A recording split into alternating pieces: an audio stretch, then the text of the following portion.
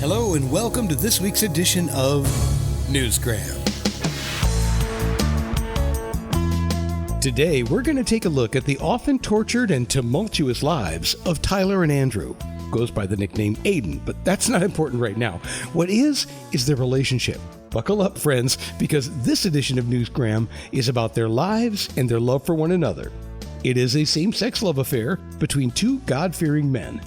Yes, there is religion, and there is same-sex love. And if these ideas make you uncomfortable, you should also know that there is nothing overly sexual about today's show. It's simply a look at two men who fall in love and the drama that is their life. Tyler grew up trying to hide his sexuality, while Andrew, on the other hand, didn't. So he grew up being abused for it. We're gonna be alright. I'm yours, you're mine. Our love is once in a lifetime. They are from different parts of Illinois. Tyler is from Gurnee, Illinois, and Andrew is from down farther in Illinois, down closer to the capital. That is Trystan Mickel, author of the new book, Flirting with the Lavender Lane. The first character is Tyler, and he's from Gurnee, Illinois, a town just south of the Wisconsin border. It's famous for being the home of Six Flags Great America. Andrew, on the other hand, is from downstate Illinois near Springfield, and they both grew up in the land of Lincoln, or at least we hope. It's a place where it's unfair to judge people based on their sexual preference. It's a place like many others where all men are created equal. Because an important theme in this book is that homosexuals are people too, and their issues are important. There's those conflicts going on around about and how people discriminate and argue and nitpick and treat each other because of the homosexual issue. Trystan does want to make sure we point out that many gay men do not fit the mode of bed-hopping horny toads. His words, not mine. This book is important because it does force you to set aside your stereotypes and look at these characters as men just trying to live their lives the best way they can, with a church that isn't quite ready for their openly gay relationship. The book is the first in a series, so this particular book doesn't resolve all issues, but it does make some points about God creating everything and everyone, including homosexuals. And the church has been rejecting people they should be opening their arms to and loving, not hating. I think over the years the church has literally developed a phobia, a hatred toward homosexuals that is wrong. What would Jesus do indeed? According to Trystan, the church is failing in its mission to reach everyone and bring them closer to Christ.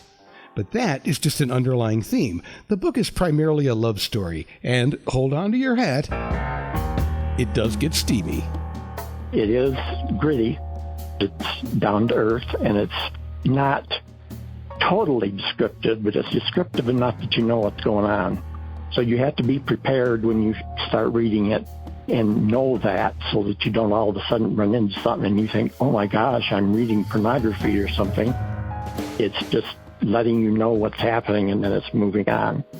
For example, there is a scene where Andrew is dancing on stage in a nightclub and a group of men want to hire him for a private session. When he declines, they try to force themselves onto him. He almost gets gang raped. Scenes like that, there's not a lot of debate about whether homosexuality is right or wrong or whatever. Clearly, rape is wrong, whether it's homosexual or heterosexual. In his book, he does like to juxtapose the ideas of morality and religion into the average lives of two gay men. Well, I say average, but Andrew's experience as a gay waiter-prostitute working in the Flamingo Lounge are not exactly average. On the other hand, Tyler is pretty ordinary, but he is sexually naive, and that brings another element of danger. I believe in hell, and I believe there'll be people that'll go there, yes, but I don't think your sexual orientation is going to be one of the deciding factors. Yeah, if you're an abusive, hateful heterosexual, you just might be as likely to find yourself with a one-way ticket down. Well, I hope that gradually our churches will come to an understanding that homosexuality is the same as heterosexual relationships and are governed by the same rules in the Bible, and both are acceptable to God. Time will tell on that. I get frustrated myself just listening to the different pastors talk about homosexuality, when I know that they're skipping this point, they're skipping that point, they're ignoring these facts, and they're coming to this conclusion, which is not stated anywhere in the Bible. So that would be a major theme in the book. Set aside your feelings of religion and morality and just enjoy the evolution of the deep love between these two characters, Tyler and Andrew. The book is called Flirting with the Lavender Lane by Trystan Mickel Windemier, and you can get it at all the usual places like Amazon and Barnes & Noble.